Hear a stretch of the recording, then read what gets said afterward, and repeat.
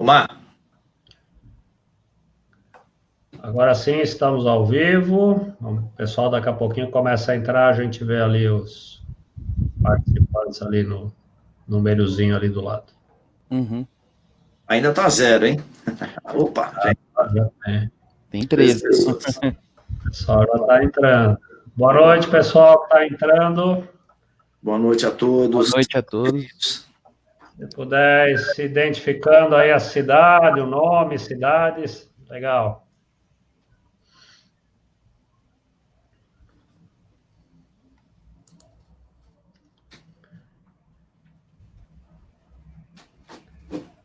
Muito boa noite, pessoal que está chegando, vai se acomodando aí, pega uma cadeirinha, sinta-se literalmente em casa. E vamos lá. Vai contando para a gente seu nome, sua cidade, de onde você está falando.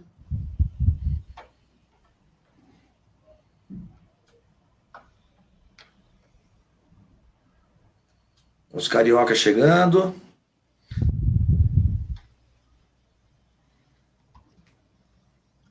Legal, boa noite, pessoal. DF, Distrito Federal, Brasília. E Biporã, hein, no Paraná. Opa, tem uma na hora aí. Legal. Muito boa noite, pessoal. Aqui é Ailton Moreno, saudando a todos que estão chegando aqui. Eu estou com o Enio, estou com o Paulo Sandrini. Boa noite. Boa noite. Boa noite. Vamos lá, já já a gente começa. Quem mais tem aqui? Ah, o primo Mauro. Boa noite, Mauro. Teresina. Muito legal. Boa noite. Goianos. A gente tem sempre gente do Brasil inteiro. Muito bom. Blumenau. Muito bom.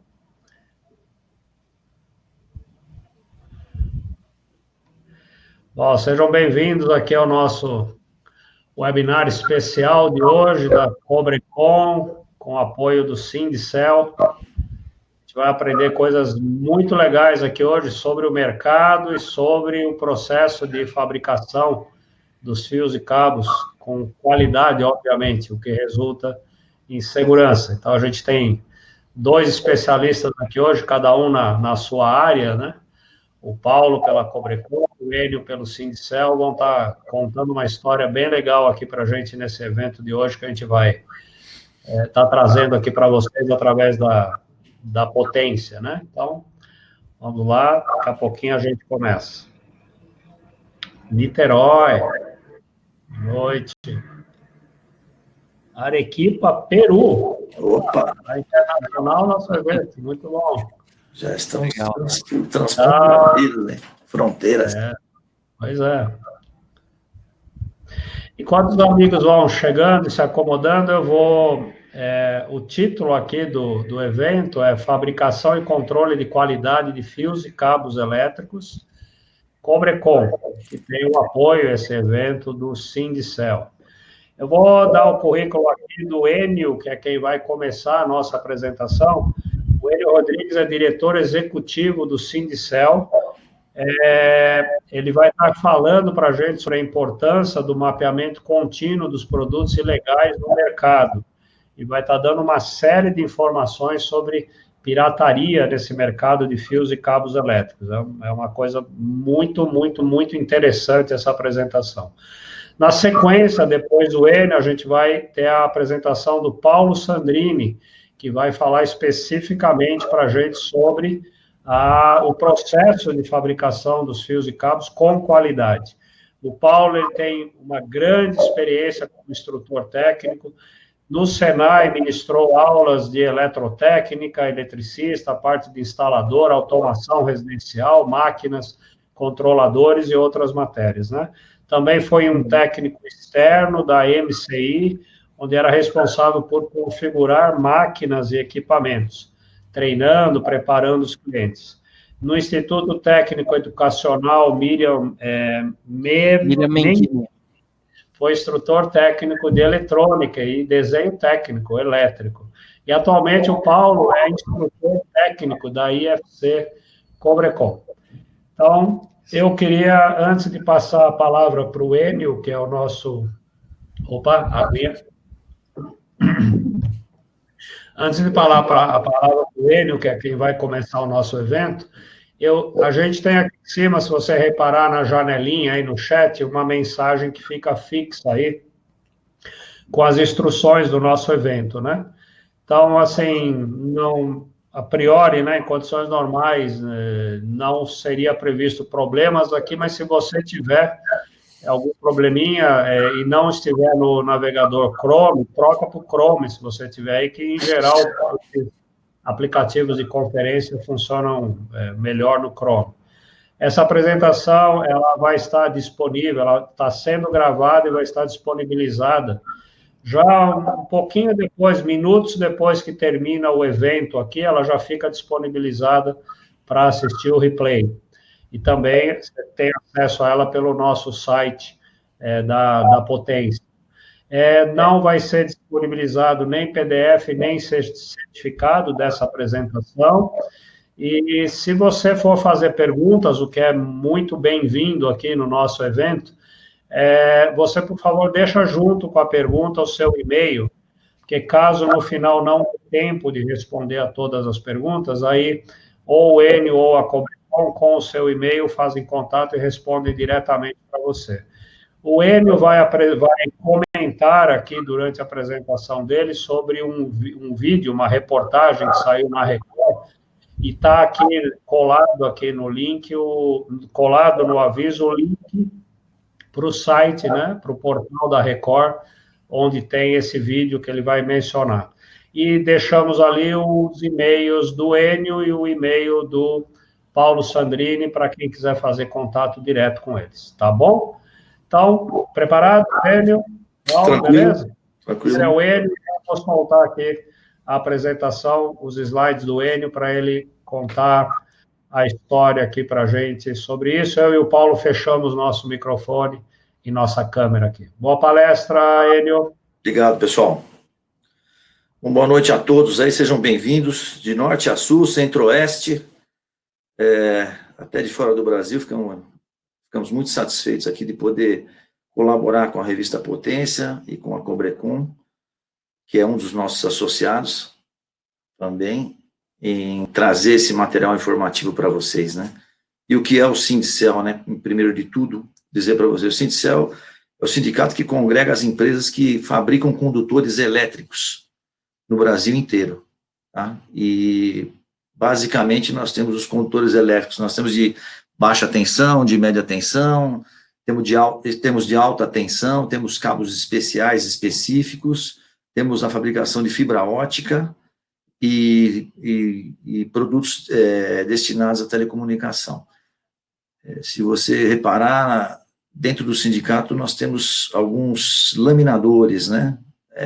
Paranapanema, Termomecânica, empresas, a própria Cobrecon tem uma parte de laminação lá, empresas que estão diretamente ligadas aí também não só à produção de cobre, né? De laminação de cobre, mas também a produção de fios e cabos elétricos, né? Para ser bem específico, o Sindicel é dividido em 14 grandes subgrupos, né? Dentre eles, o que a gente vai falar aqui hoje, que é o grupo dos padronizados, onde nós temos exatamente 27 empresas filiadas ao sindicato. As maiores empresas, os líderes de mercado, as multinacionais e também empresas bem pequenas, familiares, que se propuseram a fazer um produto de qualidade com respeito ao consumidor. Esse pessoal também está aqui, alguns dessas pessoas estão aqui, tá? Então, vamos passar já logo para o primeiro chart para a gente dar uma olhada, né?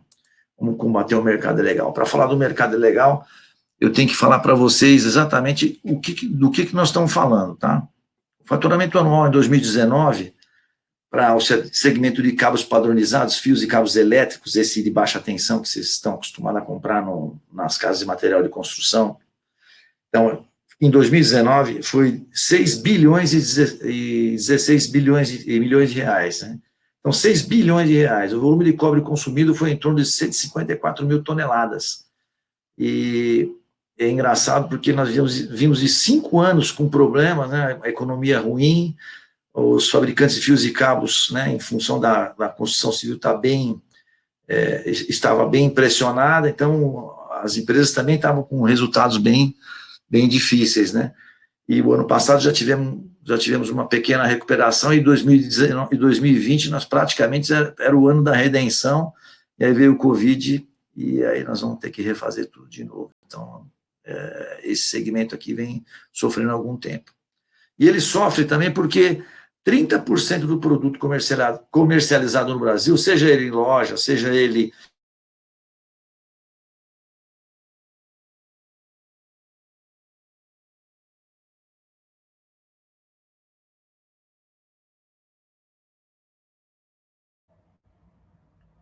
Alô, Enio? Enio? Ativa. Enio, a gente perdeu um pedacinho, pelo menos eu perdi um pedacinho de você, não sei se todo mundo perdeu. Então, deixa eu repassar rapidamente, então. Então, o faturamento anual do setor de fios e cabos elétricos hoje são 6 bilhões de reais. Tá? O volume de cobre consumido são 154 mil toneladas ano. Tá? A estimativa do mercado legal desses produtos hoje significa 30% dos produtos, ou seja, tudo que é vendido no Brasil, 30% a estimativa que seja são produtos fora de conformidade técnica. Então, uma construtora compra produto sem conformidade técnica, uma loja de material de construção, um leilão online, uma prefeitura, um consumidor normal. Então, e esse valor gira em torno de 1,8 bilhões de reais por ano. Então, é um mercado altamente lucrativo e rentável. Tá? No Brasil, nós temos 156 empresas licenciadas, com marcas licenciadas no Inmetro, ou seja, estão aptas para vender. Dessas 156, 116 empresas fabricam produto fora de conformidade. Você vê que só em torno de 40 empresas, 29, 27 estão aqui no Sindicel. Então, fora do Sindicel, tem mais umas 13, 14, 15 empresas que vendem produto bom, que não estão no Sindicel. O resto, tudo empresa que vende produto totalmente fora de conformidade. Tá? Nós temos uma entidade chamada Qualifil, qualifil.org.br, todo mundo pode dar uma olhada lá depois, que ela faz a coleta desses produtos no mercado para a gente. Então, ele coleta todas as marcas, as nossas e dos associados do Sindicel e dos não associados. E de todas as marcas coletadas no mercado, no ano de 2019, nós tivemos em torno de 70% das marcas reprovadas.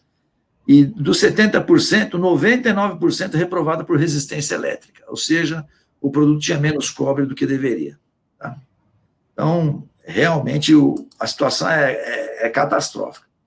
Como se já não bastasse o risco de incêndio, a má qualidade do produto, e você está pagando por um mercado que realmente não... por um produto que realmente não entrega o que ele tá vendendo, nós ainda temos um problema. Você instala todo esse equipamento, esse fio na tua casa, e esse fio ele consome em torno de 30% a mais de energia elétrica da tua residência. Então, além de tudo, além de você comprar um produto que pode dar um risco de incêndio na sua casa, você ainda tem o risco, você ainda tem o consumo maior de energia elétrica. Quer dizer, é um combo completo. Né? Nós fizemos algumas estimativas aqui, pegando dados do Sistema Nacional de Energia, e a gente entende que o governo ele perde em torno de 8 bilhões de reais com perda de energia elétrica decorrente dos fios e cabos elétricos fora de conformidade. Então, é uma calamidade pública. Aqui tem uns dados por ano. Se a gente pegasse aqui 8 por ano, 8 vezes 4, você dá 40 bilhões em 5 anos. Então, nós estamos falando de uma economia que está sendo jogada pelo ralo. Isso falando só de energia elétrica, né? O que é o Programa Nacional de Combate ao Mercado Ilegal? Em 2018, em outubro, nós lançamos um programa que ele é muito mais abrangente do que simplesmente ir numa loja de material de construção e apreender um produto lá, ou fazer uma denúncia no Inmetro. Esse programa ele consiste em 8 grandes linhas de trabalho. Então, primeiro você pega os fabricantes e fornecedores, faz um mapeamento, pega todos os importadores, no caso de fios e cabos elétricos, é muito pouca coisa.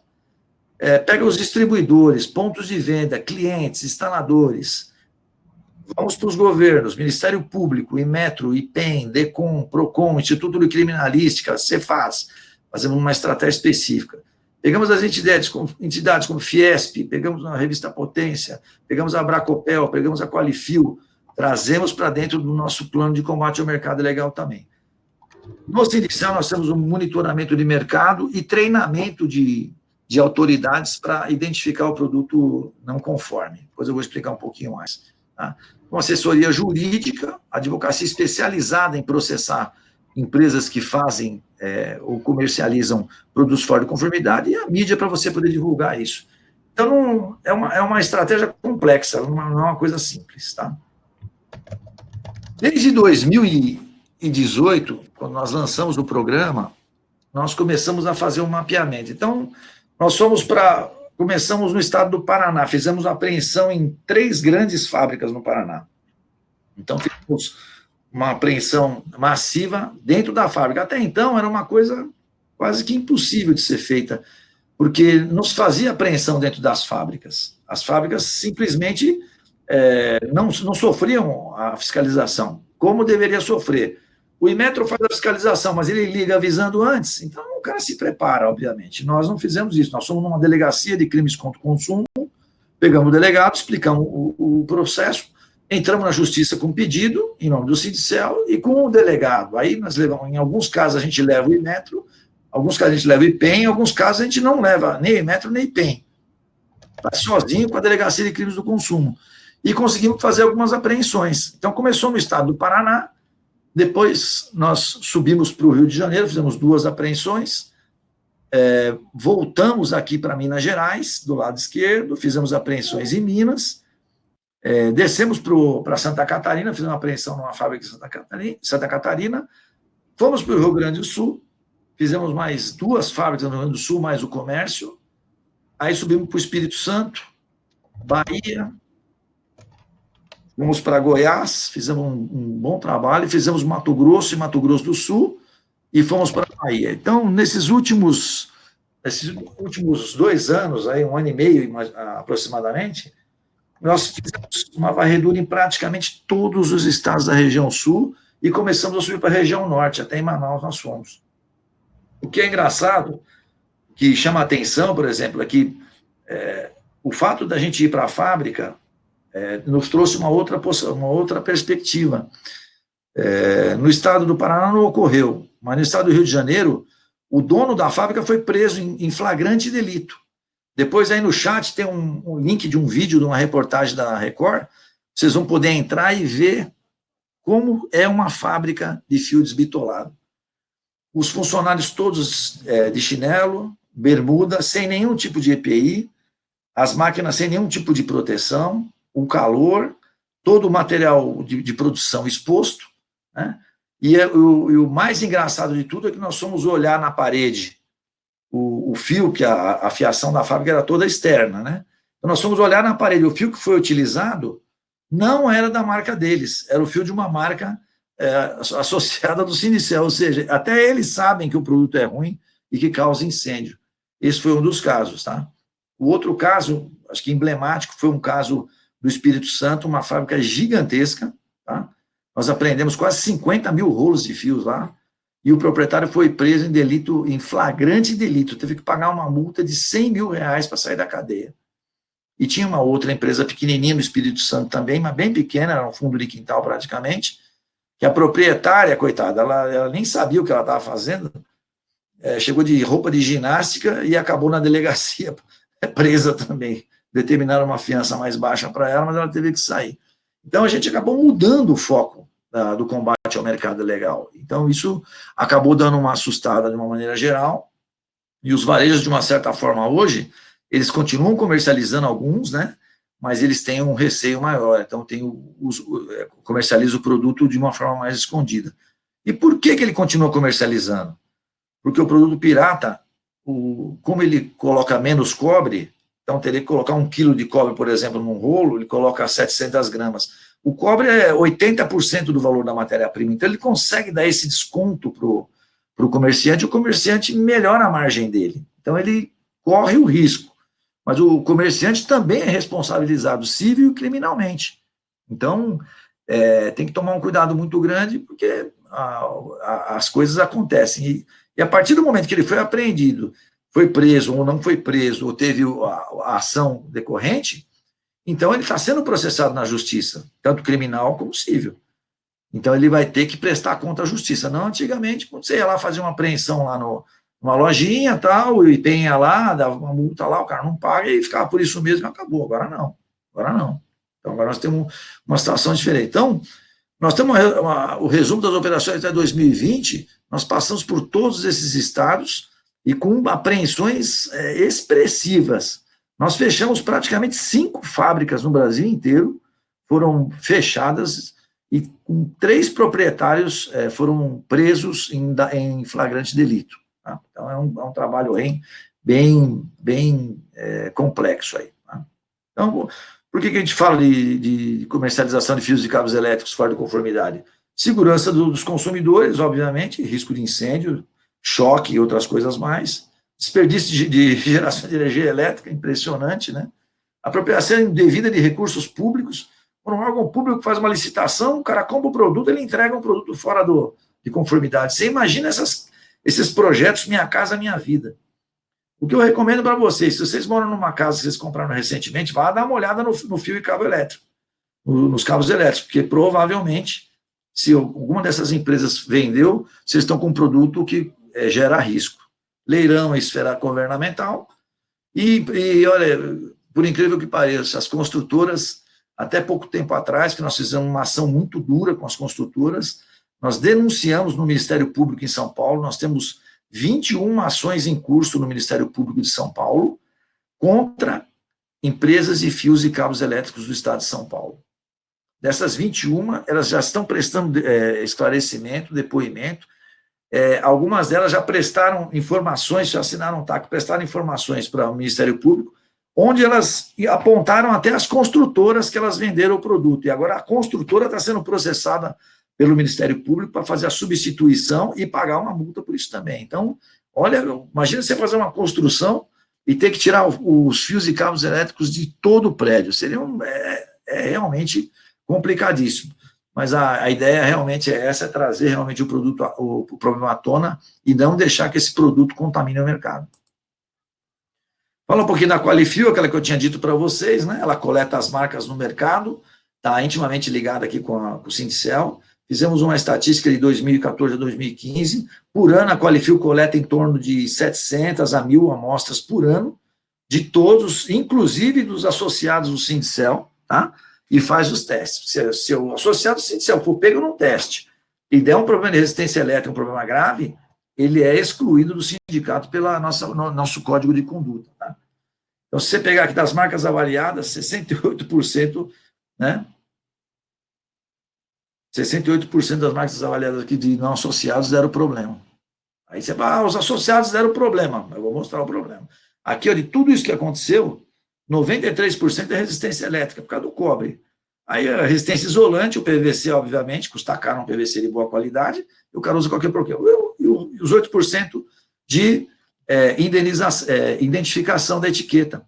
Algum erro que foi feito na etiqueta, porque a etiqueta tem um padrão que tem que ser seguido e não foi atentada, né? Foi feito de uma forma incorreta. Nas amostras testadas nos últimos 4 anos, de 2016 para cá, até 2018, a gente tinha 73% de todas as amostras testadas reprovadas. Em 2019, tivemos uma melhora em função do nosso Programa Nacional de Combate ao Mercado Ilegal. E aí nós começamos abrimos isso aqui por quarto, para entender. E aí tivemos no primeiro quarto de 2019, foi exatamente quando começaram as ações, estava subindo o índice de produto ilegal, 74%. No segundo quarto já começou a cair para 66%, e no terceiro quarto a gente já tinha 51%. Houve uma queda de quase 30% de todo o volume de produto não homologado, né, produto fora de conformidade, consumido no país. Então, isso prova que se a gente fizer uma ação séria, direta e contínua de combate ao mercado ilegal de produtos não conformes, nós realmente vamos ter um resultado para apresentar para a sociedade e para as empresas que fazem um produto sério também.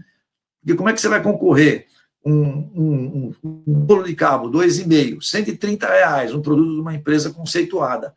Aí o cara que vende com 30, 40, nós já pegamos um caso aqui de um fabricante, que ele estava 300% acima de resistência elétrica, ou seja, um cabo 2,5 dele devia ser menos de 1. Então, como é que você vai concorrer com um cara desse? É praticamente impossível. O cara pode vender aquele produto por R$80, um rolo, por 70, por 50, que ele ainda vai ter lucro. Então, muito cuidado quando a gente falar de preço com produto de segurança com fios e cabos elétricos, tá?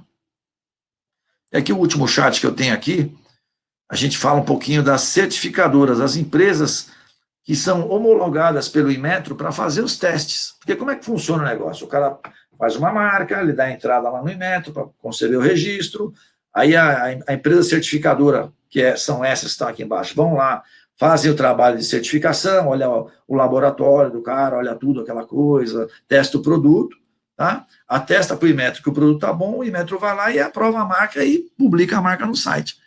Então, se você pegar três das principais homologadoras do país, estão concentrados o maior número de produtos não conformes.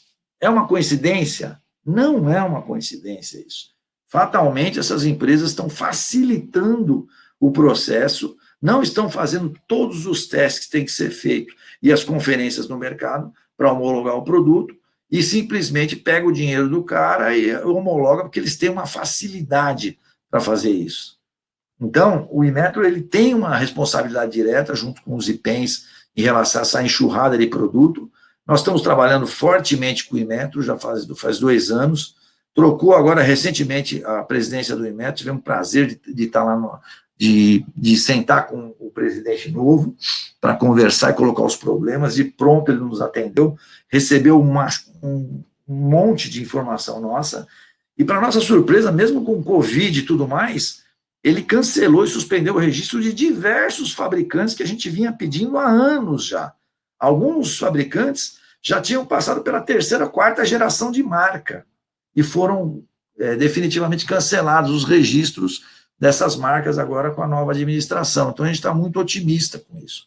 Em relação aos IPENs que deveriam fazer a fiscalização, a gente tem feito um programa aqui, no Sindicial, nós estamos comprando os micromímetros, equipamentos portáteis, tá? Estamos levando nos IPENs e nos Inmetros das regiões, estamos doando, fazendo um treinamento, doando e fazendo uma operação de combate ao mercado ilegal no dia seguinte. Então, fizemos isso no Rio de Janeiro com o Instituto de Criminalística, que você tem um incêndio, hoje o incêndio, a causa é curto-circuito. Não, curto-circuito não é a causa, o efeito, não precisamos saber o que aconteceu. Então, conversando com o diretor-geral do Instituto de Criminalística do Rio de Janeiro, nós fomos lá, demos um treinamento para ele, técnico, o Maurício da Qualifio, que deu o treinamento, doamos um equipamento, e ele disse o seguinte: eu vou incluir agora no protocolo de investigação a análise do fio e cabo elétrico. Pasmem, isso não está no protocolo de investigação. O Instituto de Criminalística não analisa o fio e cabo elétrico. Entendeu? Então, um incêndio como o do Flamengo, um incêndio como no Museu da Língua Portuguesa, nos hospitais que nós temos visto aqui na televisão, provavelmente o fio e cabo elétrico que estava sendo utilizado lá também colaborou para aquele acidente. Tá? Então, de uma forma geral, as entidades, os órgãos públicos, eles não estão preparados para lidar com o problema da não conformidade, da ilegalidade no setor. Eu venho de experiências anteriores, eu trabalhei 7 anos na indústria do cigarro. Então, eu trabalhei 2 anos em Brasília, na indústria da bebida, o Sindicato Nacional da Indústria da Bebida, trabalhei no segmento de óleo e gás, são segmentos altamente contaminados com produtos com sonegação e com produtos não conformes. Então, eu trouxe um pouco dessa experiência minha anterior para a gente aplicar no segmento de fios e cabos elétricos, e estou muito feliz aí com o resultado de tudo que aconteceu, tá? Do que vem acontecendo, ao apoio das empresas, o Sindicel se colocou na frente, então nenhuma empresa pode ser responsabilizada, a responsabilidade é do Sindicel, e a gente tem feito um trabalho em conjunto aí com as empresas, como o Cobrecon, por exemplo, importantíssimo de cuidar do nosso consumidor final e cuidar da nossa sociedade, tá? Agradeço demais a oportunidade de ter passado esse material para vocês e fico à disposição para as perguntas lá no final da apresentação. Vamos lá, Paulo, acho que agora é com você, hein? Tudo bom, Enio? Muito obrigado. É isso. Boa noite, pessoal. Eu sou o Paulo, instrutor técnico da Cobrecon. Quero agradecer a presença de todos. Eu vou iniciar falando sobre a minha empresa. Eu só vou colocar um vídeo institucional para vocês conhecerem melhor a Cobrecon. Em sequência, eu vou passar para vocês como é que é realizado o processo produtivo dos nossos fios e cabos. Vou colocar o vídeo agora. A Cobrecon é uma das principais empresas brasileiras no segmento de fios e cabos elétricos, com 2 plantas fabris com mais de 35 mil metros quadrados de área.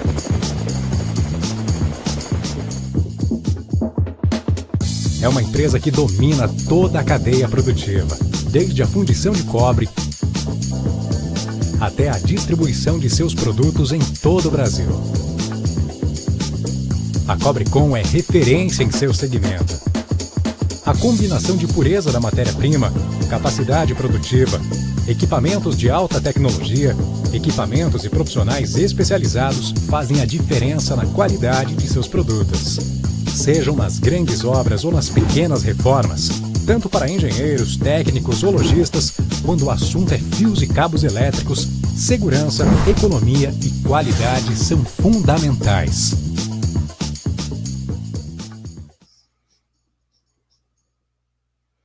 Aí, muito obrigado, Wilton. Agora eu vou falar para vocês sobre o processo produtivo. Na apresentação do vídeo, vocês conseguiram ver a empresa, né, toda a parte de produção. A nossa empresa hoje, ela é a 3ª maior fabricante de fios e cabos de baixa tensão para o mercado brasileiro. Tá? O que é o baixa tensão? A baixa tensão é até 1000 volts, ou como a gente fala, né, 1 kV. Então, eu vou iniciar aqui a parte apresentando, né, a Cobrecon. Nós temos 2 unidades, uma fica em Itu, que é a nossa matriz, e nós temos uma segunda unidade em Três Lagoas. Nessa segunda unidade, nós temos a nossa própria fundição do cobre. Eu gosto de passar bastante essa informação para todo mundo, porque o que tem de bom, né? O que agrega ter a própria fundição de cobre? Primeiro, quando eu tenho a fundição, eu sei de onde vem a minha matéria-prima. Eu sei se o cobre que eu vou estar fundindo realmente é cobre puro ou não, porque eu vou comprar esse produto. E o segundo valor agregado é que eu vou poder também fabricar o meu próprio vergalhão. O que é o vergalhão do cobre, tá? Eu vou estar mostrando para vocês, essa aqui é uma amostra do vergalhão de cobre fabricado, ele tem 8 milímetros de diâmetro, ele é um cobre puro, tá? Então, com isso, né, a gente ganha em conseguir ofertar um produto de excelente qualidade. Nós atuamos hoje em canais de revendas de material de construção, revendas de materiais elétricos, atacadistas e distribuidores, home centers, indústrias, engenharias e construtoras, órgãos públicos e concessionárias de energia. Tá? Esses são os clientes da Cobrecon. Nós fomos fundados na década de 90 e hoje nós já dominamos aí boa parte do mercado brasileiro. Nós estamos em todo o território nacional e também vendemos o nosso produto para os países da Mercosul. O cobre que nós trabalhamos, ele é um cobre que ele vem de um catodo chileno. Tá? Para quem não sabe o que é um catodo, durante a apresentação vocês vão conhecer, é uma placa de cobre, tá? Dependendo do fabricante, ela vem aí com 200 ou 100 quilos de cobre puro. Esse cobre ele é eletrolítico, tá? É um cobre que ele vai receber um banho de ácido para poder deixar ele num potencial elétrico melhor, para ele ter uma condução melhor também. E por que ele é 99% e não 100%, tá? Normalmente eu escuto muitas dúvidas disso. O que seria o 0,01%, que não é o cobre nesse caso? Esse 0,01% é oxigênio, tá? Tem dada parte da nossa fundição que não tem como separar todo o oxigênio do cobre. Então, esse valor é o valor especificado pelas normas brasileiras. Então, ele está conforme com o que a norma pede. Com relação à isolação, nós também trabalhamos apenas com materiais puros. Tá? Então, aqui eu vou apresentar para vocês alguns materiais que nós trabalhamos. Tá? E os materiais isolantes, eles são polímeros. Polímeros nada mais são do que plásticos artificiais. E desses plásticos, nós trabalhamos com duas famílias. A família do termoplástico, que entra o PVC, o polietileno e o LSHF. Tá? Então, essa família, qual que é a característica principal dela? Ele é um plástico bem flexível.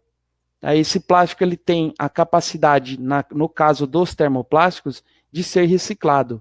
Tá? Só relembrando que nós não trabalhamos com ele reciclado, nós só trabalhamos produtos puros. Uma vez que cada vez que você vai reciclando, você vai perdendo capacidades de isolação desse plástico. Então, somente o produto puro.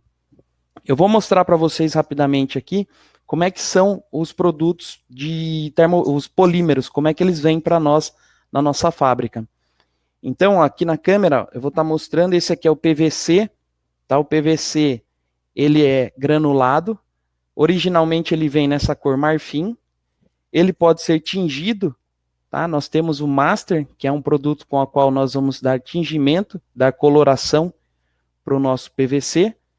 Nós podemos comprar ele já colorido também, né? Que a gente sabe que tem algumas cores que são padrão, né? Azul, vermelho, branco, então essas cores a gente já consegue comprar o nosso polímero colorido, então já facilita mais pulando no processo de tingimento. E nós temos o PVC cristal. Esse PVC, ele dá brilho nos cabos, tá? Então ele é bem transparente. Então ele vai dar essa camada de brilho que nós temos aqui. Isso não serve só para o produto ficar mais bonito. Ele serve para ele ficar mais liso e facilitar a passagem dele dentro de um conduíte, que às vezes vai estar aí, como a gente sabe que nem todo mundo segue as normas, né? Então o conduíte vai estar abarrotado. Com esse cabo já mais liso, é mais fácil para ele estar passando dentro aí do conduíte. A outra família que nós trabalhamos é a família dos termofixos. Então aqui entra o HEPR e o XLPE.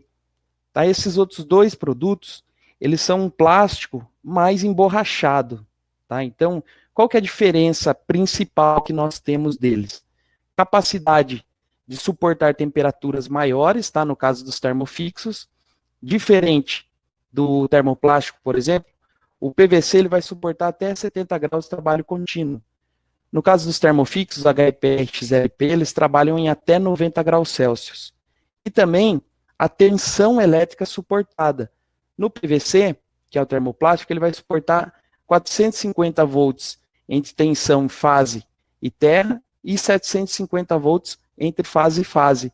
No caso do HEPR e XLP, sobe para 0,6 kV em fase e terra e 1 kV fase e fase. Então, os cabos que vocês escutam falar para baixa tensão de 1 kV, eles são dessas famílias aqui. Nós temos também o PVC que nós trabalhamos, o ST5. Tá? Eu vou falar sobre ele, porque tem uma informação muito útil. Tá? Aproveitando que nós estamos com bastante pessoas assistindo, é interessante a gente conhecer que existe o PVC ST5 que ele faz a cobertura dos cabos PPs. Esse PVC, ele não é anti-chama igual o outro PVC que eu mostrei para vocês. Então, essa informação eu venho passar para vocês para que não ocorram equívocos durante as instalações. Um cabo que ele não é anti-chama, ele não pode ser feito nenhum tipo de instalações fixas com ele. Tá? Então, eu não vou poder fazer a instalação elétrica da minha residência, de um prédio, com cabos PPs. Tá? O cabo PP que a gente fala é o cabo PP 500 volts, que é vendido também pela Cobrecon. Esse cabo ele é feito de acordo com as normas para ser utilizado apenas para alimentação de máquinas e equipamentos eletroportáteis, tá? Então, aqueles que você pode tirar da tomada após o uso. Uma furadeira, uma lixadeira, qualquer equipamento que você tenha, né, aquele cabo bem flexível e que ele tem um plug de tomada, ele vai estar utilizando aí o cabo PP. Como nosso tempo é muito curto, eu não vou entrar muito em detalhes, mas durante a parte de perguntas a gente pode responder melhor as informações também sobre o cabo PP. Agora eu vou mostrar para vocês a cadeia produtiva, como são fabricados os fios e cabos da Cobrecon. Tudo começa lá em Três Lagoas, na nossa fundição. Então aqui a gente tem os catodos de cobre, que são essas placas que eu já mencionei. Elas vão ser transportadas até um forno. Tá? Então aqui nós temos a nossa transportadora, e aqui ela vai trazer ele até a base, onde vai ter uma pinça, que ela vai pegar o nosso catodo. Opa, sumiu aqui a minha apresentação. Aí. Pronto. Então aqui ele vem até a base, a pinça leva ele até o forno. Esse forno ele está a 1150 graus Celsius. Aí, então a pinça ela vai descendo devagar, tá? Ela não pode soltar de uma vez, por causa da diferença das temperaturas. Aqui ela vai aos pouquinhos deixando o cobre na mesma temperatura que o forno está e vem descendo. Essa parte escura aqui que nós temos é um bloco de grafite que ele fica acima do cobre para não deixar esse cobre ter contato com o ar da superfície, senão ele cria uma nata, tá? Ele vai ficar igualzinho, parecido com uma nata de leite, e aí ele não vai dar uma liga boa. Então esse grafite ele vai deixar o cobre todo abaixo da superfície. Uma vez que o nosso cobre foi derretido, ele vai passar para as laminadoras. As laminadoras, elas vão ser, no caso aqui, a gente tem esses tubos, onde o cobre derretido ele começa a subir e vai sendo resfriado para ele ganhar o formato daquele vergalhão que eu mostrei para vocês. Então, nessa parte aqui já da fundição, ele já está no formato de vergalhão de 8 milímetros, e aqui ele começa a ter a queda para ele ter contato com o ar ambiente e aumentar o resfriamento. Quando ele chega aqui nessa parte de baixo, ele desce num tanque, onde esse tanque vai estar resfriando ele também com água e óleo. Então, é muito importante o resfriamento dos vergalhões. Por quê? Uma vez que eles começam a virar as espiras dessas bobinas, se eles estiverem quentes, uma espira pode encostar na outra, e quando elas começarem a esfriar juntas, elas podem grudar. E isso vai atrapalhar nos próximos processos. Então, por isso que a gente tem tanta parte, tanto processo de resfriamento. Aí, quando ele está totalmente frio, ele vai tornar essa bobina com nossos vergalhões de 8 milímetros. Essa parte de trefilação unifilar, que é o próximo passo do processo produtivo, ela já é feita tanto em Itu quanto em Três Lagoas, tá? A fundição é apenas lá em Três Lagoas. Então, nossas máquinas de trefilação, qual que é o papel delas? Elas vão puxar, tá, esse vergalhão de 8 milímetros, vão passar ele por uns sistemas de polia para deixar ele mais reto, mais liso. E uma vez que ele fizer isso, ela começa depois a empurrá-lo contra fieiras. O que são fieiras? Tá, as fieiras, elas são como se fosse um funil. Eu vou mostrar aqui para vocês terem uma ideia de como que é. Essa daqui é uma fieira, tá? Então, ele vai entrar com 8 milímetros e ele sai ali com 1,82, com essa fieira que eu estou mostrando para vocês. Então, vou só montar aqui para vocês verem. Então, é bem interessante, talvez a maioria de vocês não conhecessem esse processo. Tá? Então, ó, ele entra aqui com 8 milímetros e ele vai sair com 1,82. Nessa parte da trefilação, ela vai gerar um certo aquecimento. Então, esse vergalhão já sendo empurrado, ele vai ser resfriado também, tá? Com óleo solúvel e água. Esse processo, ele vai receber uma maleabilidade, e aí ele vai conseguir ser esticado para ficar com 1,82. Ele enche essa gaiola que nós chamamos de fuster, com esse fio, agora a gente já chama ele já de fio, e depois ele vai passar por um teste de resistência e alongamento. Nesse teste, a máquina ela vai alongar o nosso fio, a gente vai tirar uma amostra, né? E ela vai ser alongada. Essa amostra, ela, no começo, ela vai ser alongada em uma força até de 245 megapascal. Por que que a gente faz isso? Porque o nosso produto ele tem que ser maleável, lembrando que o eletricista, quando ele vai passar dentro de um conduíte, muitas vezes ele vai encontrar alguma resistência durante essa passagem, tá? Nesse caso seria vamos imaginar que tem um conduíte cheio de outros cabos, ou em alguma parte esse conduíte pode estar amassado, então ele vai ter uma dificuldade na hora de passar. Nessa hora o eletricista vai ter que fazer muita força, empurrar, puxar o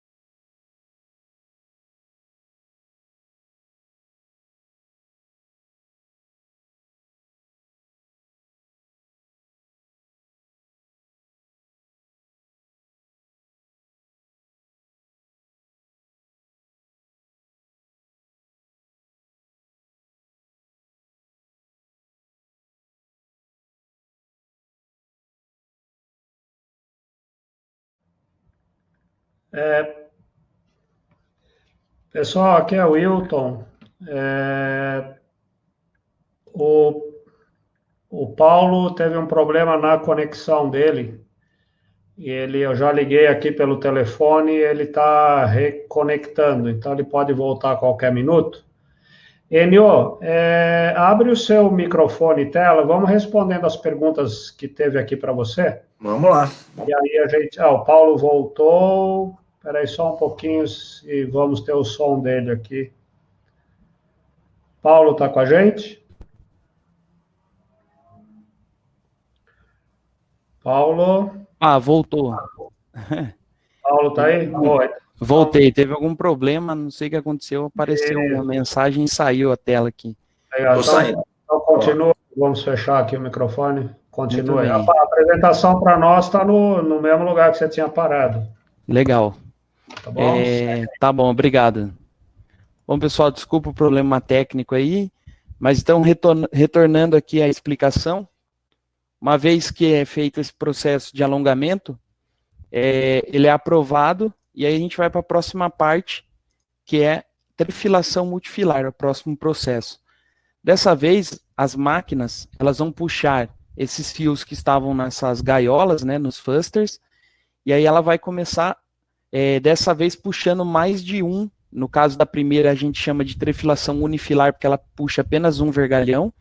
E aqui a máquina ela puxa 7, 19 ou 27 fios de uma vez, e ela vai levar até a máquina buncher, tá? Então, sempre passando pelo sistema de polias, para deixar o nosso fio sempre reto, né, para poder ele ficar bem esticado. Então, ela entra nessa máquina, nesse buncher, e aqui ela vai passar de novo pelo sistema de trefilação, pelas trefiladeiras. Dessa vez aqui, ó, eles vão passar sempre um paralelo ao outro, e essas trefiladeiras que nós temos, elas ficam aqui, ó. Aqui a máquina está aberta para a gente poder visualizar melhor. Vocês vão ver aqui um tubo que ele fica todo momento da trefilação resfriando, né, porque uma vez que a gente tem o atrito entre os dois metais, o cobre e o metal da fieira, a gente vai ter o aquecimento. Então ele tem que ser resfriado através desse óleo solúvel para poder esticar o nosso condutor, para ele poder passar corretamente pelas fieiras. Nesse processo de trefilação multifilar, aqui ele vai chegar a reduzir, né, o diâmetro de 1,82, por exemplo, até 0,27 milímetros, quase a espessura do fio de cabelo. Aí o próximo passo é o encordoamento. O encordoamento, nós vamos encher as bobinas aqui de aço com os fios de cobre bem fininhos enrolados, tá? Que acabou de ser feito pelos bunchers. E aí eles entram nessas máquinas, que são as máquinas de encordoamento. A máquina de encordoamento que nós temos aqui na Cobrecon, ela tem o duplo encordoamento. Então, o primeiro encordoamento dela gira no sentido anti-horário. Em sequência, a gente tem em série, né, a outra parte que vai girar no sentido horário. A ideia é o quê? Que os cabos eles venham girando um ao contrário do outro, até se encontrar e travar, para deixar o nosso produto mais resistente. Uma vez que ele foi encordoado, os fios que eles estavam na encordoadora, elas vêm para a extrusão. A nossa extrusora, ela vai pegar o carretel cheio, com aquela corda feita pelo encordoamento, vai passar pelo sistema de polias e vir até o processo da extrusão. Aqui, os polímeros que eu mostrei para vocês ficam armazenados aqui nesses silos. Então, eles vão ser dosados de acordo com a programação feita pelo operador. Nessa parte aqui, eles vão ser aquecidos e tem uma rosca extrusora que ela vem comprimindo todo esse material, todo o polímero, deixando ele liso, transformando ele num material bem homogêneo, bem lisinho, sem bolhas, até ele passar por esse túnel onde vão se encontrar o condutor com o cobre nu, aquela corda de cabo nu, e aqui ele vai encontrando o polímero já derretido, e ele sai nessa outra ponta aqui já encapado. O processo da Cobrecon é automatizado, e depois disso ele passa por um teste elétrico. Tá? É isso daqui que é legal, pessoal. Esses testes elétricos, eles são feitos em 100% dos produtos. Então ele acaba de receber a isolação, ele já vai passar pelo teste de centelhamento. Nesse teste, o que vai acontecer? O cabo ele vai passar pelos sparks, que são essas bolinhas aqui. Nesses sparks tem uma corrente bem alta sendo lançada aqui contra a isolação. Vocês vão ver até que está arroxeada a isolação. E por que ele coloca a corrente contra a isolação? Porque se tiver alguma falha na isolação durante o processo, essa corrente vai conseguir entrar até o condutor. Então, por que pode surgir alguma falha? Durante a extrusão, pode formar uma bolhazinha, e essa bolhazinha, depois que ela vira a capa, né, da isolação, ela pode estourar virando um buraquinho. E aí, a corrente consegue entrar dentro do condutor, a máquina vai detectar essa corrente de fuga, ela para o processo, o cabo retorna, é retirada a isolação defeituosa e ela é feita novamente. Depois que ela é feita de novo, ela vai passar mais uma vez pelo centelhamento. Então, daqui para frente, ela só passa se ela tiver com a isolação boa, testada. Depois disso, ela ainda vai para um segundo teste, que é o teste de tensão aplicada. Nesse teste, nós colocamos os carretéis já com os cabos isolados dentro de um tanque. As pontas dos carretéis vão ficar para fora, elas vão receber uma tensão elétrica, e essa tensão vai injetar aqui no carretel uma corrente elétrica. Aqui o produto será testado no máximo que ele suporta.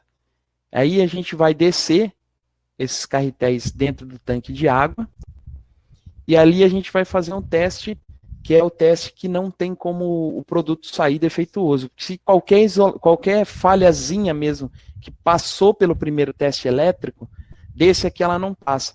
Porque se ela tiver mais fina do que deveria, o produto sendo testado no máximo, ele vai começar a derreter essa isolação. A corrente elétrica que é injetada dentro do carretel vai ter o contato com a água, vai ser detectada essa corrente de fuga e vai ser descartado toda aquela isolação e feita novamente.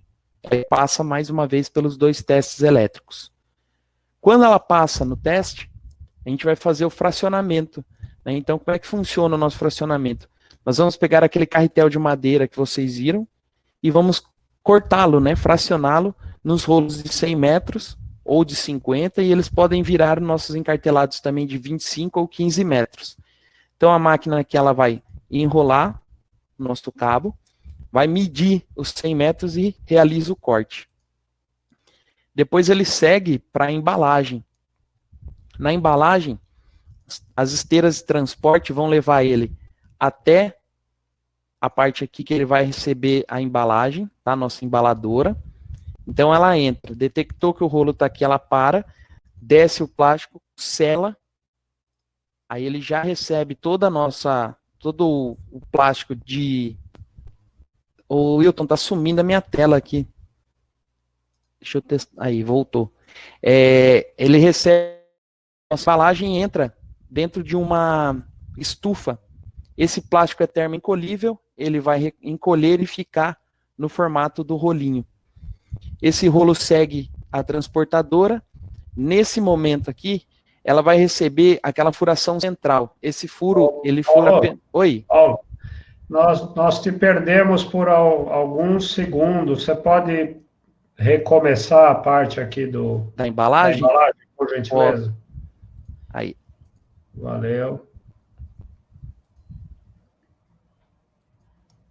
Muito bem. Então, a embalagem, assim que ela foi fracionada, o rolinho ele segue pela transportadora. Nessa parte aqui, ele vai receber a nossa embalagem. Nesse caso, são o nosso cabo Super Atox Flex. Tá? Ele é um cabo flexível da linha não halogenada. Ele não tem fumaça tóxica em caso de incêndios. E aqui ele vai seguindo até entrar numa estufa. Nessa estufa, o plástico de embalagem ele é termoencolhível. Ele vai aquecer, encolher, aderir ao formato do rolo. E aqui ele sai seguindo o processo dele de transporte. Nessa parte, a máquina ela vai furar o centro, tá, onde não tem o rolo, lógico, tá? Ela vai fazer uma furaçãozinha, deixando num formato circular, para quando você for abrir a nossa embalagem, você abre sempre onde tem esse furo, faz esse buraco no meio e puxa o nosso cabo sempre pelo centro. Uma vez que ele é enrolado de dentro para fora, você puxando ele ali do meio, de onde começa, você não vai ter o perigo dele embramar inteiro. Aí ele dá sequência no transporte, recebe a etiqueta com as informações do produto e do fabricante, e aqui ele vem para a parte de paletização. Até a nossa paletização e estrechamento é todo automatizado.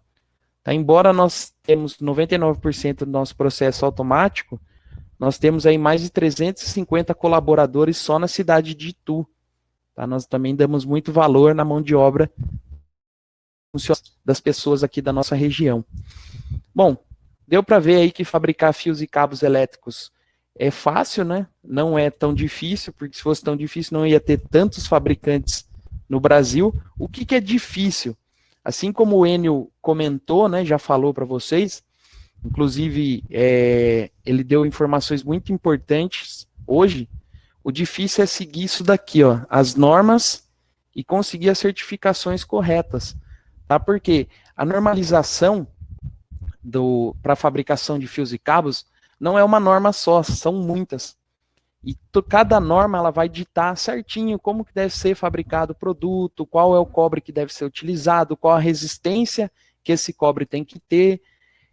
E no final, se você for produzir o cabo ou o fio de acordo com o que a norma pede, sai muito caro.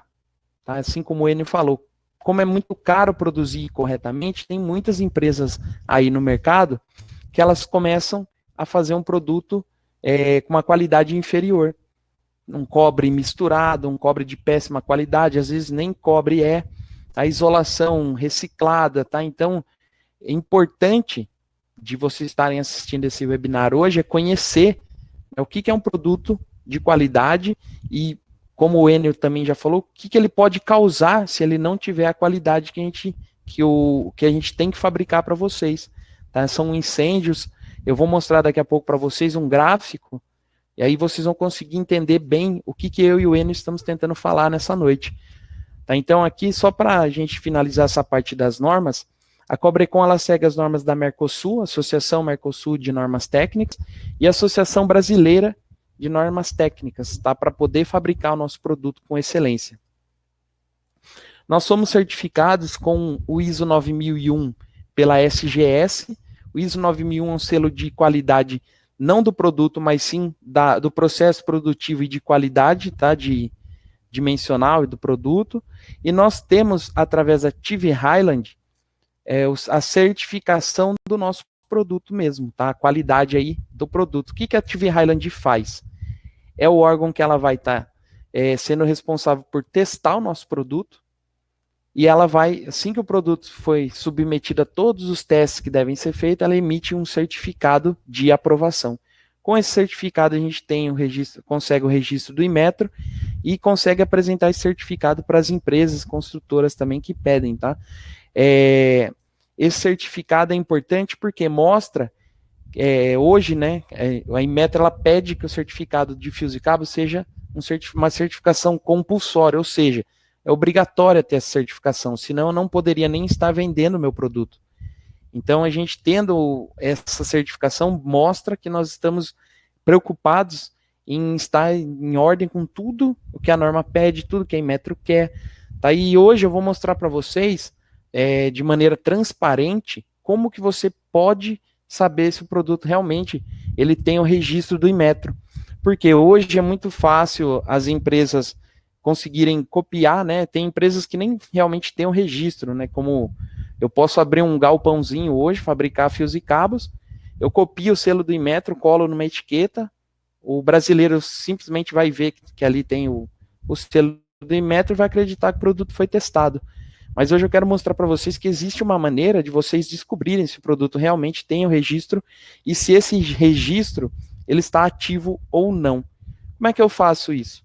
Eu vou entrar no site registro.inmetro.gov.br e lá eu vou fazer, na aba de pesquisa, eu vou colocar o número de registro do meu produto. Esse número de registro é o número que vem ao lado da etiqueta, tá? Ele tem essa numeração seguida de um ano. Então, eu colocando essa informação aqui, buscando, ele puxa a informação de tudo que toda a ficha do produto, né? Então, aqui eu tenho a informação de quem fabricou, o nome dos produtos que foram testados, quem foi a empresa certificadora. Aqui é a parte mais importante, tá, pessoal? O status da empresa com relação ao Inmetro. Se o status desse registro está ativo ou não, tá? Quando foi feita a concessão do registro e a validade, essa validade não é do produto, é validade do registro, quando ela vai vencer. Então, isso daqui é importante que vocês conheçam, porque aqui você vai ver se realmente a empresa está preocupada com o registro do Inmetro, está preocupada em apresentar para o seu cliente um produto de qualidade. Então, a Cobrecon ela tem essa transparência. Durante nossos treinamentos, nós gostamos de mostrar isso para os nossos clientes.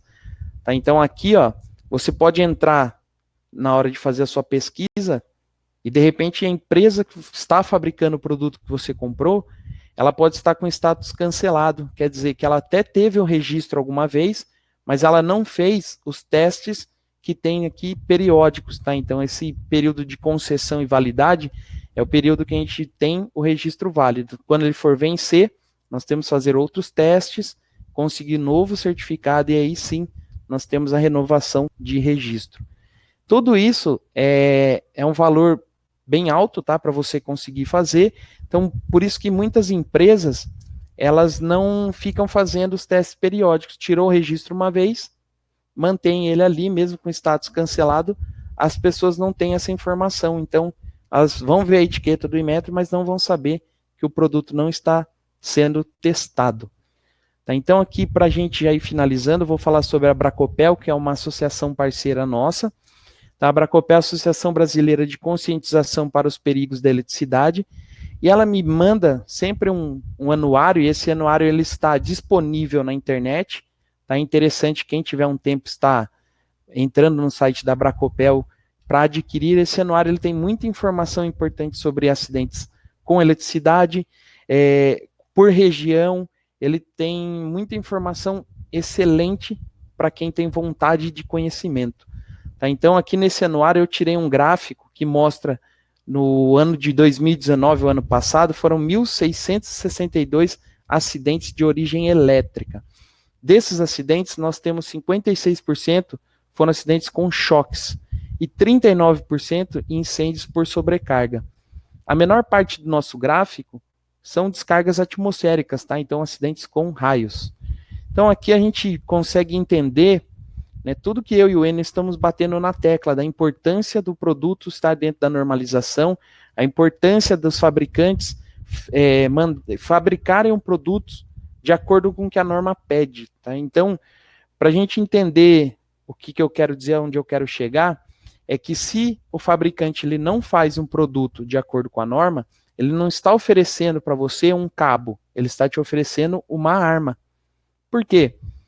Porque se o produto não tiver com a parede de isolação na espessura correta, não tiver a quantidade de condutor exata aqui dentro, o seu cabo vai acabar causando um acidente, e muitas vezes com vítimas fatais. Então é por isso a importância de trabalhar com um produto padronizado, normalizado. O Enio já falou sobre a Qualifil, nós somos associados à Qualifil, e aqui foi uma operação feita pelo IPEM daqui do estado de São Paulo, chamada Operação Resistência Elétrica. Nessa operação, eles foram atrás de fazer os testes, né? Foi tudo que o Enio já falou, eles fizeram. Eles tiraram mais de 340 quilômetros de cabos fora do padrão aqui do estado de São Paulo, e eles colocaram no site, tá? Aqui tem mais uma informação de transparência para vocês, uma lista com as empresas que estão dentro da regularidade, trabalhando corretamente, e as empresas que estão irregulares. Então, de repente, para vocês é interessante conhecerem o site do IPEM, procurarem essa lista dos fabricantes e descobrir quem que são as empresas que trabalham corretamente, que estão mandando um produto bom para o mercado e aquelas que, infelizmente, estão enganando as pessoas. Para finalizar, eu vou deixar só essa campanha da Cobrecon, que é o Se Passa Cobrecon, Passa Segurança. E agora eu vou voltar para a nossa tela para a parte de perguntas e respostas. Obrigado a todos e espero que eu tenha conseguido passar bastante conhecimento aí. Muito bem, muito obrigado, Paulo. Muito legal, muito esclarecedor. Agradeço ao Enio também pela excelente apresentação. Avisando o pessoal, eu coloquei aqui em cima na janelinha fixa, coloquei o e-mail do Enio e coloquei o e-mail também do Paulo Sandrini, para quem quiser fazer aí perguntas e etc. A gente vai começar, então, a parte aqui de perguntas. Wilton, deixa eu só fazer um adendo aí no finalzinho da apresentação do Paulo. Uhum. Enquanto você se organiza com as perguntas aí, pode ser? Claro. Vamos lá. Essa operação que foi feita em São Paulo, Operação Resistência Elétrica, tá? Ela foi uma operação provocada por uma medida que o Sindicel teve no Ministério Público de São Paulo, tá? Nós entramos com uma ação civil pública, uma denúncia no Ministério Público de São Paulo contra 9 empresas que estavam fabricando fios e cabos elétricos fora da conformidade e gerando esse risco enorme para os consumidores. O que aconteceu? O Inmetro, ele notificou, o Ministério Público, ele convocou o Inmetro e convocou a presidente do Inmetro e o superintendente de fiscalização do IPEM para ir prestar esclarecimentos lá no Ministério Público. Então, isso gerou um desconforto enorme, inclusive gerou até um atrito entre o Sindicel e os órgãos de controle. Depois nós contornamos isso, porque, na verdade, a gente não estava conseguindo resultado nenhum. Eu tive várias vezes no IPEM em São Paulo e não consegui montar uma operação com eles. E aí aconteceu isso. Então, o que aconteceu? Eles, como para dar uma resposta ao IPEM, pediram o apoio da gente, nós fizemos todas as denúncias, mapeamos, entregamos na mão do IPEM de São Paulo. O IPEM foi com o grupo técnico deles, nós inclusive emprestamos micromímetros, tudo para o IPEM ter mais equipamento, eles fizeram. A partir do momento que eles fizeram a busca no mercado, nós tínhamos selecionado só 9 para dar foco, mas a gente tem aqui em São Paulo 50, se a gente quiser listar, de fabricante ruim. Aí eles foram no mercado e pegaram 32, tá? 32 fabricantes. Dos 32, 10 tinham produtos dentro da conformidade. Cobrecon era um deles, tá? E 10 estava dentro da conformidade. E 22, vejam bem, 22 fabricantes estavam fora da conformidade. Isso nós estamos falando foi em junho do ano passado. Em dezembro desse ano, o Inmetro ainda não tinha cancelado os registros dos caras lá. Então, para você entender como era a administração do Inmetro em relação aos registros dentro do órgão. Agora, o que a gente percebe é que com a entrada do novo presidente, as coisas deram uma chacoalhada lá. Então, a gente está fazendo todo o apoio e dando realmente o apoio técnico, o treinamento e de equipamento necessário que eles precisarem para a gente poder fazer um trabalho bem feito. É só esse complemento. Excelente complemento, Enio. Muito importante. A gente vê uma luzinha aí, né, no fim do... Luzona, nesse caso, no fim do túnel. Legal, eu vou alternar um pouco as perguntas agora, você e o Paulo. Tá bom. Algumas você já respondeu, Enio, no chat, mas de qualquer maneira, se você já respondeu, eu respondo de novo, que aí a gente reforça aqui. Paulo, primeiro para você, o Paulo Borges sugere que você explique o significado dos cabos 06/1kV ou 450/750, pois tem muitos profissionais de elétrica que não sabem o que significa. Muito bem. Então, ali, essa parte do 450/750 volts, nós temos aí uma tensão.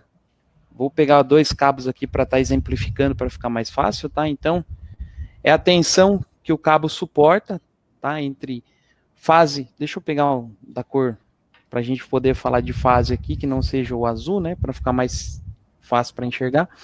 Então, no primeiro caso, que é a tensão mais baixa, 450 volts, seria a tensão entre fase e o aterramento. E depois eu tenho a segunda tensão, que é a tensão maior, seria no caso 750 volts, a tensão entre fases, tá? Esse valor que a gente coloca são tensões aí que o cabo ele suporta, tá, em sobrecargas ou curtos-circuitos, tá? Uma vez que, por exemplo, eu não vou ter 750 volts vindo da minha tomada, um curto-circuito você tem. Então, esses valores, eles são colocados para vocês entenderem qual que é a tensão que o cabo vai suportar nessas condições, e passando desses valores, o cabo, a isolação dele vai ter a sua ruptura dielétrica. Tá? Então é importante a gente seguir essas orientações do fabricante. Legal. Obrigado, Paulo. Enio, o Iriel pergunta, fora o risco para a segurança, né? Os cabos e fios ilegalmente comercializados podem trazer danos financeiros para quem compra esses cabos ilegais, vamos dizer assim, como multa ou prisão, sei lá o quê? Então, sem dúvida, vai trazer. De uma certa forma, você comprou um cabo que não tem conformidade, ele vai te dar uma série de problemas dentro da tua instalação, da tua obra, você vai ter um problema sério. O vendedor, o ponto de venda, né, ele é solidário, responsável, tem que checar se o registro está ativo. Se o registro está ativo, mesmo assim, ele ainda tem problemas. Por exemplo, no caso do Rio de Janeiro, a fábrica que foi interditada pela Delegacia de Crimes do Consumidor, nós fizemos uma operação em Botafogo, pegamos os produtos na loja, e quando nós detectamos o produto na loja, o dono da loja teve que ir até a delegacia, prestar depoimento. Ele ficou aproximadamente umas 10 horas entre a apreensão e a liberação dele da delegacia. Isso o dono da loja. Então, ele é parte do processo, ele vai responder, ele vai ter que se defender. Enio, mas legal, talvez a pergunta seja além do dono, por exemplo, um eletricista, ele vai lá e compra um cabo picareta, algum risco para o usuário final, vamos dizer assim, ó. Legalmente, se eu sou um dono de um apartamento, fiz uma reforma, e o cara colocou um cabo errado lá, um eletricista, eu posso processar ele civilmente, não criminalmente. Posso fazer um processo civil. Falou, você tem conhecimento, você não deveria ter usado esse tipo de produto aqui. Então, o cara tem um processo civil contra ele. Mas as grandes penalidades vão para o lojista e para o fabricante. E o fabricante, né? O profissional vai ficar queimado no mercado, né? Porque usou uma porcaria, deu curto-circuito, o cara trocou a fiação da casa dele inteira e fatalmente vai ser difícil ele arrumar outra obra para fazer, né? Eu vou quebrar o ping-pong e continuo com você, porque tem a ver com isso, né? O Carlos diz que comprou um cabo da marca Amazon Cable, e os terminais de 1,5 e 4 milímetros quadrados, quando prensados, ficavam soltos. Provavelmente porque não eram 1,5 nem 4, né? Aí falou com o fornecedor, sim, e o fornecedor apresentou um certificado do Inmetro para ele. Aí ele pergunta a quem ele pode pedir uma investigação. Então, ele pode mandar... deixa eu só explicar. Nós tivemos em Manaus agora, foi uma das últimas operações que nós fizemos, e nós somos nos 3 grandes fabricantes de Manaus. 3 empresas pequenas que tem lá, médias lá. E nas 3 nós tivemos... apreendemos produto, o Inmetro apreendeu produto fora de conformidade. Tá? Mínimo, nós pegamos de produto de 15% de resistência elétrica acima, até 150%, 200% acima de algumas empresas aqui do Sul que estavam vendendo para lá também. Porque imagina o cara fabricar cabo em São Paulo e mandar para Manaus e ganhar dinheiro. Esse é o mágico, esse cara precisa explicar para a gente. É um gênio. Então, o que acontece? Se você tem um produto e você tem esse produto na mão, tem nota fiscal, tudo, você pega pelo menos uns 5 metros do produto, manda para a gente, para qualifio.org.br, o Maurício vai estar lá, ele vai fazer a análise, nós vamos pegar o produto, vamos pegar a nota fiscal, devolvemos para você uma análise completa do produto, do PVC, do cobre, da resistência elétrica. Com isso na mão, você pode ir lá na loja de material de construção, ou fornecedor, e trocar o produto, além de você poder processar o cara também, se você quiser. Porque nós, com esse material na mão, nós vamos dar uma entrada no Inmetro aqui no Rio de Janeiro, denunciando ele, independente de você. Eu com a nota fiscal e com o produto, e o laudo eu denuncio. Agora, você também pode fazer isso pedindo uma indenização. Legal. E os nossos advogados especializados estão à disposição. Se a gente tiver um case e a pessoa quiser ir para a esfera civil, nós estamos aqui para apoiar as ações e, inclusive, fornecer o apoio jurídico necessário para tal. É ótima notícia. Temos a quem recorrer agora, né? Temos agora está andando. Certamente. Paulo, o seu xará, Paulo Anacleto, ele quer saber como foi determinado o valor de 2 amperes por milímetro quadrado como fator de condução para o cobre, principalmente em barramentos. Desculpa, você pode repetir a pergunta? Travou. Claro, o Paulo Anacleto, seu xará, gostaria de saber como foi determinado o valor de 2 amperes por milímetro quadrado como fator de condução para o cobre, principalmente em barramentos. Como foi? Como foi determinado esse valor? Certo. Esse valor ele é determinado através de cálculos que foram realizados, tá? Então, é um grupo de engenheiros, de pessoas que fazem os cálculos, os testes, acima de uma temperatura, na seção transversal, que eles marcam como o padrão, né? E aí eles encontram esse valor. É isso que você... Essa resposta que ele quis? A pergunta seria isso. Não entendi muito bem, mas Não, no caso seria isso, tá? Então são cálculos realizados em cima de um padrão que eles montam. Então eles têm um padrão na temperatura, na bitola e no comprimento para poder tirar esse valor medido, tá? Então aí em cima disso cria-se o padrão. Legal. Tá respondido. Como eu dobrei com o Enio, eu dobro com você agora, então, para ser justo aqui, né? O Paulo, o mesmo Paulo, o Paulo Anacleto, ele pergunta se há alguma particularidade ou diferença no cobre que é utilizado em cabos de silicone para altas temperaturas, em relação aos cabos 70 graus, 90 graus, né?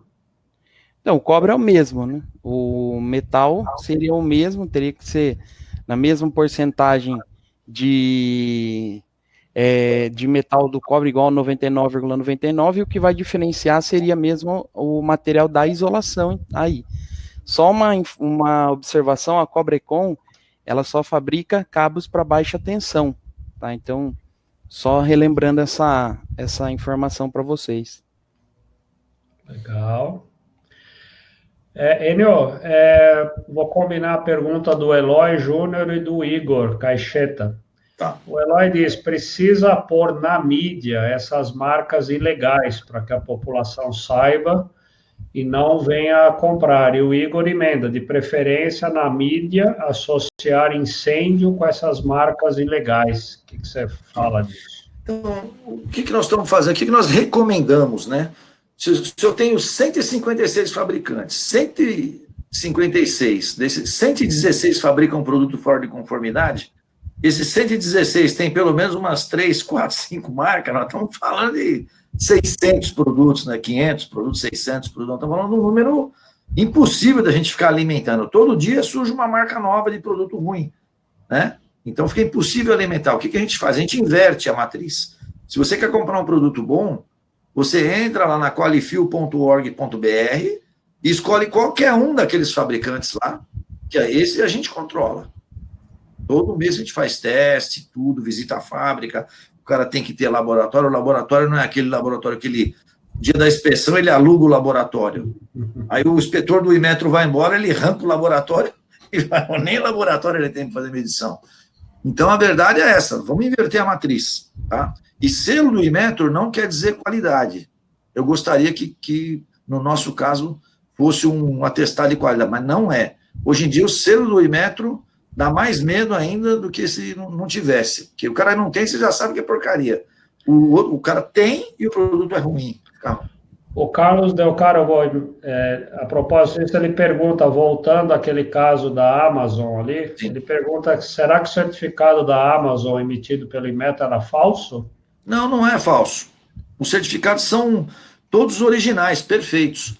O que acontece é que a empresa faz uma amostra boa, um produto excelente, até acima da necessidade da norma, ela vai e certifica esse produto. Ela obteve a certificação, o número, ela deixa esse produto de lado, muda o processo produtivo e começa a economizar 30%, 40% de cobre na fabricação. É simples assim. E como não existe a fiscalização, não existia, agora nós estamos realmente num processo de captura dessa turma toda, então o cara soltava no Brasil inteiro com o selo do Inmetro, virava a verdadeira capa do Batman, né? Que não passa nada. Infelizmente, não podemos dizer isso. No segundo semestre, agora, nós já estamos em um processo bem adiantado, a Qualifil vai lançar o selo Qualifil. Então, as marcas que estão certificadas pela Qualifil e tem um acompanhamento técnico feito pelo Sincero Qualifil, vão ter um selo específico. Então, isso vai ajudar a gente a moralizar um pouco o mercado de fios e cabos elétricos no Brasil. Aí uma pergunta minha, tinha uma pergunta do Arthur aqui, exatamente sobre o selo Qualifil, então é segundo semestre, certo? Sim. E aí é uma pergunta minha, agora, curiosidade. Vamos lá.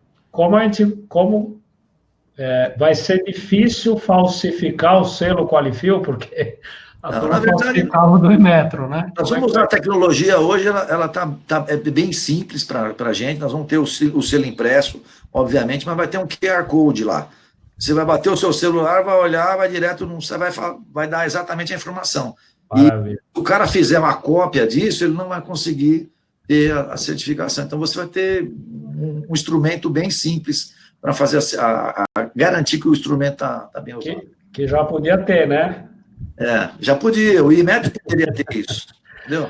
Legal. Paulo, o Ademar Carlos pergunta, diz que é uma pergunta que sempre fazem para o Ademar. Uhum.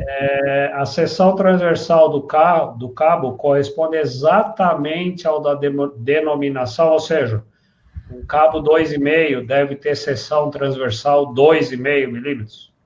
Esse valor de seção nominal, por exemplo, tá? Tem muita gente, já vou aproveitar porque tem bastante gente que pergunta sobre isso. Eu já fui em alguns treinamentos que o cliente me fala, eu pego o cabo 2,5 e a hora que eu vou medir a seção dele aqui com o meu paquímetro, eu não encontro 2,5.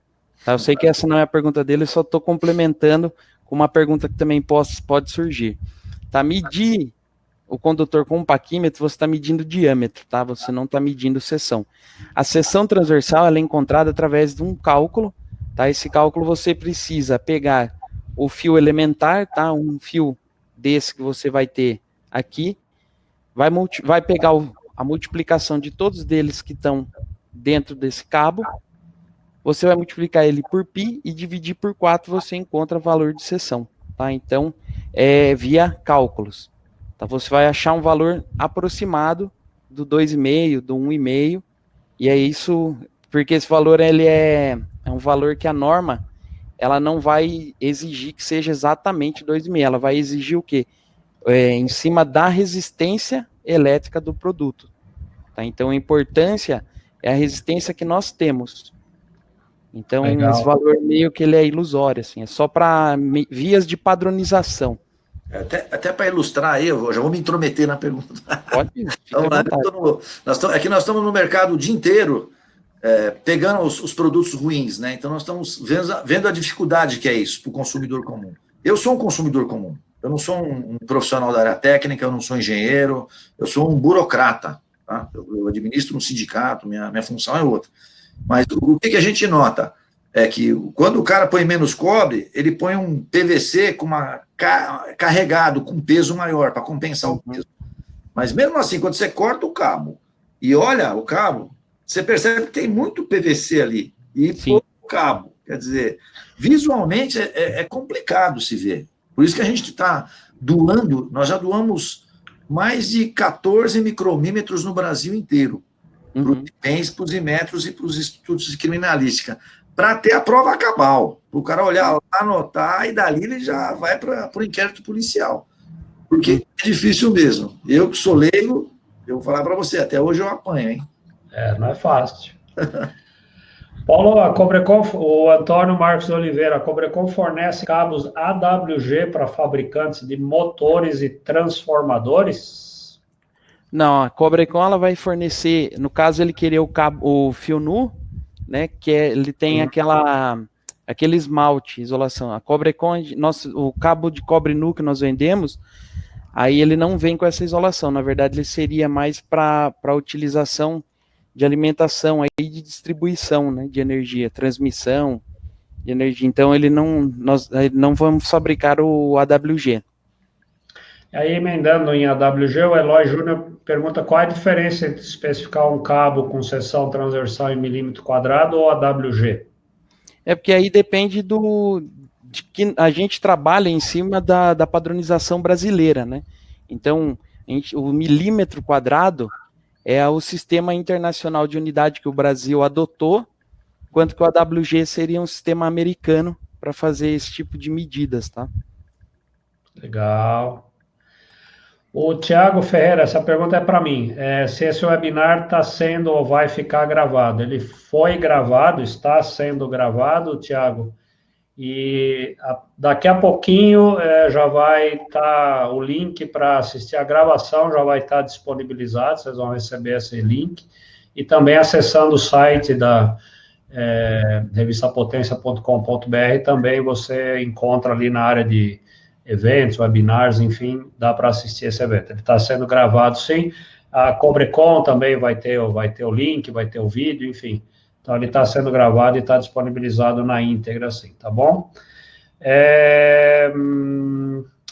Enio, a pergunta, essa eu não sei se você pode falar, né? Quando é que vai, quem que perguntou aqui, quando é que vai ter uma fiscalização em Pernambuco? Peraí. Nós podemos, sim. Pode? Peraí. Vai falando aí enquanto eu acho quem fez. Ah, sim, a gente não dá a data, entendeu? Marley de Vila, quando vai ter a fiscalização em Pernambuco, no interior do estado, está cheio de cabos sem certificação.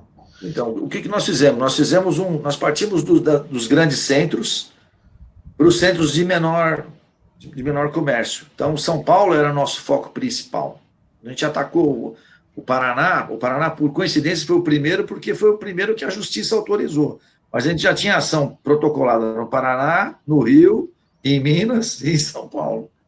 Então, na verdade, a gente veio do Sul, fizemos todo o Sul, Sudeste, começamos a subir, fizemos Espírito Santo, aí entramos no Nordeste, na Bahia, fizemos uma operação sensacional lá, foram praticamente 8 operações, mais de 40 lojas. Sensacional depende de que lado, para quem está falando, né?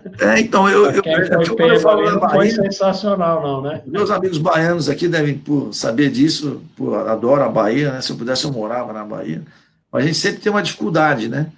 E, para minha surpresa, o IBAMetro da Bahia, que é um órgão específico do governo do estado, o Carlos Salles, o engenheiro responsável, ele fez 8 operações depois que a gente saiu de lá, ele fez 8 operações na sequência, ele pegou mais de 40 lojas lá. Então, né, o que acontece? Nós fizemos Manaus e a gente já tinha preparado para fazer Ceará, Pernambuco e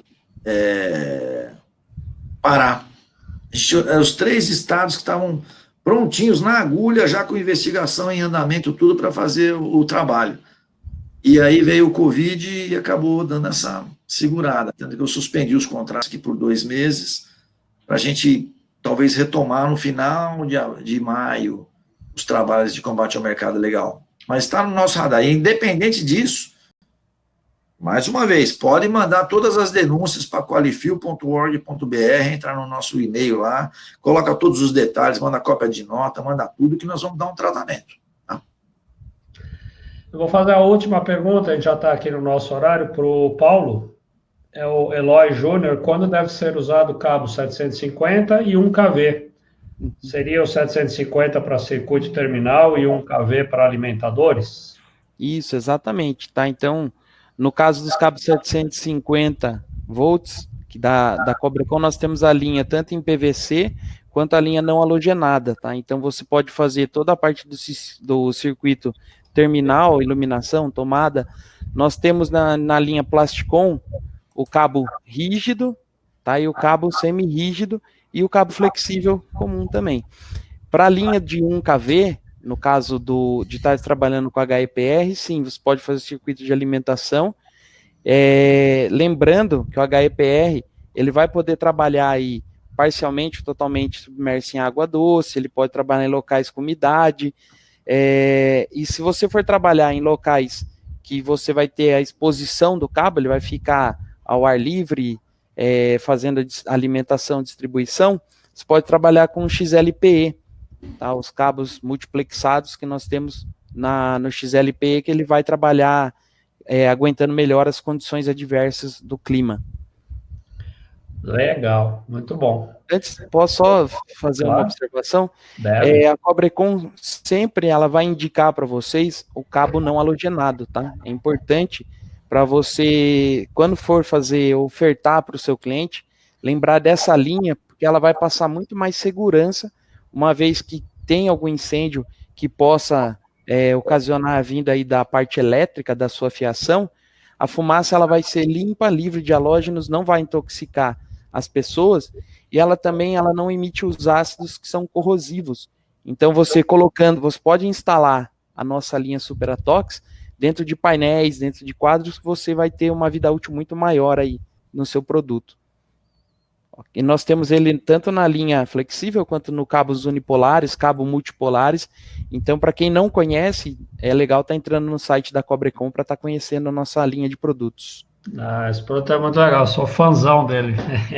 Que bom. É um cara fissurado em não halogenado, sou eu, fãzaço. A gente vai partir para o encerramento, mas nossa amiga Cláudia Deslandes, lá de BH, tudo bem, Cláudia? Tá lembrando aqui um aviso, nós, no dia 12 de maio agora, daqui a poucos dias, vamos estar fazendo um café elétrico, que é uma iniciativa, né, uma invenção da Cláudia, lá em BH. Nós vamos estar fazendo um café aqui online também, dia 12 de maio, e eu vou estar lá. O formato do evento são perguntas sobre a 5410, cabos, enfim. Na hora mesmo tem as perguntas para o pessoal participar. O Paulo também vai estar lá com a gente, então depois vão ser enviados convites, enfim, mas 12 de maio é o nosso próximo encontro aqui pela internet da Cobrecon, com o Café Elétrico ali, a Cláudia, pela internet, a Cláudia em BH, tá bom? Então, Enio, muito obrigado. Paulo, se quiserem se despedir. Eu que agradeço a oportunidade. Tem aqui na janelinha, né, tem o e-mail, esse aqui é webinar, sim, está colado aqui na janelinha, antes de vocês saírem, o convite para esse evento, aqui no link, no chat aqui em cima, tem lá o link para inscrição nesse evento do Café Elétrico, com a Cobrecon. Então, Enio, suas despedidas. Tá bom. Pessoal, conte com o Sindicel, conte com a Qualifil para a gente trabalhar junto aí para combater esse mercado ilegal de fios e cabos elétricos no país, um mercado criminoso, que a gente tem que realmente trabalhar e bater muito forte para ter uma segurança para o nosso consumidor, que é o que importa, tá? Estamos à disposição lá, no site sindicel.org.br ou no site da qualifil.org.br. Boa noite a todos aí. Enio, obrigado aí parabéns pelo trabalho, tá? Só testemunha aí presencial, ocular aí do trabalhão que você está tendo, muito legal, parabéns pelo trabalho. Verdade, Paulo? obrigado aí. Valeu. Pessoal, primeiramente quero agradecer a todos, a presença de todos aqueles que estiveram dispostos, né, a conhecer um pouquinho mais sobre elétrica, né, nesse mundo de apaixonados por elétrica igual nós somos. Quero agradecer aí a parceria com o Wilton Moreno, o professor Wilton Moreno, que eu respeito muito, gosto muito dele. Agradecer ao Enio também pela parceria hoje, foi muito bacana. Agradeço. Foi muito proveitoso, e em nome da Cobrecon quero agradecer a todos. Contem com nossos produtos, contem com a Cobrecon, e lembre-se, se passa a Cobrecon, passa segurança. Boa, muito legal. E pessoal que ficou com a gente até agora, muito, muito, muito obrigado mesmo. Obrigado a Cobrecon, obrigado ao Sindicel, Cobrecon, na pessoa do Paulo, do Tange, que também trabalhou com a gente, Verônica, enfim, toda a equipe aí da Cobrecon. Muito obrigado a você, obrigado, Enio, um abraço a todos, fiquem em paz, até o próximo evento aqui, Cobrecon, dia 12 de maio, então, junto com o Café Elétrico. Um abraço a todos vocês, muito boa noite, tchau, tchau. Tchau, gente, obrigado aí, tchau, tchau. Tchau, tchau.